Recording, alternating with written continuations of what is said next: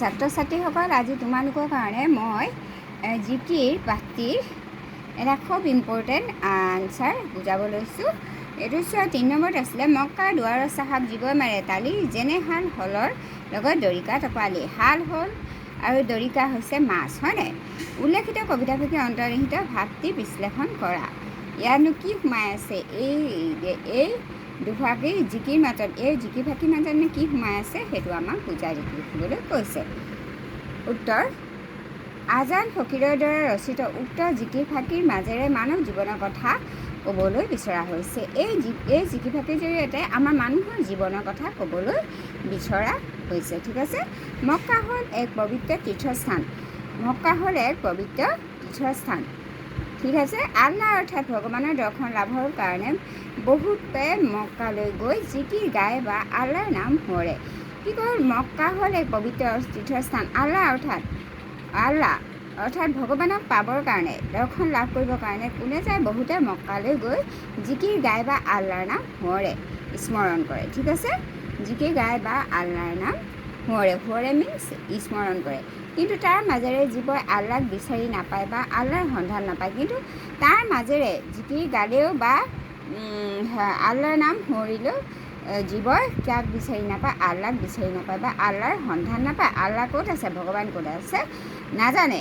কিন্তু জীৱনকালত যিয়ে এবাৰো আল্লাহৰ নাম লোৱা নাই বা তেওঁ বান্ধি দিয়া পথত চলা নাই, জীৱনকালত আমি জীয়াই থাকোঁতে, অৰ্থাৎ আমি জীয়াই থাকোঁতে, আমাৰ যেতিয়া জীয়াই থকা কালতে যদি এবাৰো ভগৱানৰ নাম লোৱা নাই বা তেওঁ বান্ধি দিয়া, তেওঁ ভগৱানে আমাক এটা পথ বান্ধি দিছে, এটা সুপথ বান্ধি দিছে, যিটো পথত চলিব লাগে, কিন্তু সেই পথটো আমি মানি চলা নাই, তেওঁক আল্লাই কাহানি বাই পৰিত্যাগ কৰিছে। যিজনে এই পথত চলা নাই বা এবাৰো ভগৱানৰ নাম লোৱা নাই, আল্লাহৰ নাম লোৱা নাই, তেওঁক কেতিয়াবা ভগৱানে এৰি থৈ গৈছে। পৰিত্যাগ মানে এৰি থৈ যোৱা। ঠিক আছে।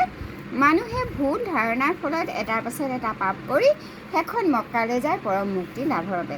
মানুহে ভুল ধাৰণাৰ ফলত ভাবে যে আমি পাপ কৰোঁ আৰু গৈ মক্কালৈ গ'লে আমাৰ পাপ খণ্ডন হ'ব। ঠিক তেনেকৈ হিন্দুসকলে ভাবে যে আমি গংগালৈ গ'লে আমাৰ পাপ মোচন হ'ব, কিন্তু নহয়। মানুহে কি কৰে? ঢেৰ পাপ কৰি লয়। তাৰপিছত পাপ মানে কি? যিটো আমাক ভগৱানে কৰিবলৈ মানা কৰিছে, সেই কামবিলাক কৰি তাৰপাছত ক'লে যে শেষত যায়, ক'লে যে মক্কালৈ যায়। কিন্তু অসৎ কৰ্মত লিপ্ত লোকে মুখেৰে আল্লাহৰ নাম ল'লে মুক্তি নাপায়। কিন্তু অসৎ মিনছ বেয়া। অসৎ কামত, কৰ্মত মানে কামত, অসৎ কামত লিপ্ত সোমাই থকা লোকে, যিবিলাকে বেয়া কাম কৰে, তেওঁলোকক আল্লাহৰ নাম ল'লে, তেওঁলোকে আল্লাহৰ ভগৱানৰ নাম ল'লে মুক্তি নাপায়। হাল আৰু হলৰ মাছৰ লগত দৰিকা মাছৰ টপা দিয়ে যিদৰে প্ৰভাৱ পেলাব নোৱাৰে। হাল আৰু শ'ল হৈছে ডাঙৰ মাছ, আৰু ইহঁতৰ মাছৰ লগত দৰিকা মাছে টপা দিয়ে কিবা প্ৰভাৱ পেলাব পাৰিব জানো? নোৱাৰে নহয়।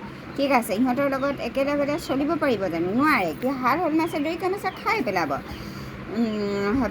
নোৱাৰে। তেনেদৰে আল্লাহক যি চিনি নাপায়, তেওঁ মক্কালৈ গৈও আল্লাহক বিচাৰি হাবাথুৰি খায়। যিজনে আল্লাহক চিনি নাপায়, তেওঁ মক্কালৈ গৈও ভগৱানক বিচাৰি হাবাথুৰি খায়। দৰাচলতে বিশ্বাসী মুছলমানৰ অন্তৰতে আল্লাহ লুকাই আছে। আচলতে কাৰ অন্তৰত ভগৱান লুকাই আছে? বিশ্বাসী মুছলমান, যিসকল বিশ্বাসী মুছলমান মানে যিজনে আল্লাহৰ পথত চলে, কেৱল তেওঁক স্মৰণ কৰিলে হ'ল। তেওঁ মাত্ৰ এবাৰ ভাবিলেই হ'ল যে ভগৱানে সেই ভগৱান মোক ৰক্ষা কৰা কৰিলে ৰক্ষা কৰি দিব। ঠিক আছে। এইটো হৈছে ইয়াৰ এই জিকিৰ ফাঁকিৰ অন্তৰ্নিহিত ভাৱধাৰা। এইটো খুব ইম্পৰ্টেণ্ট, ভালদৰে পঢ়িবা। Bye bye.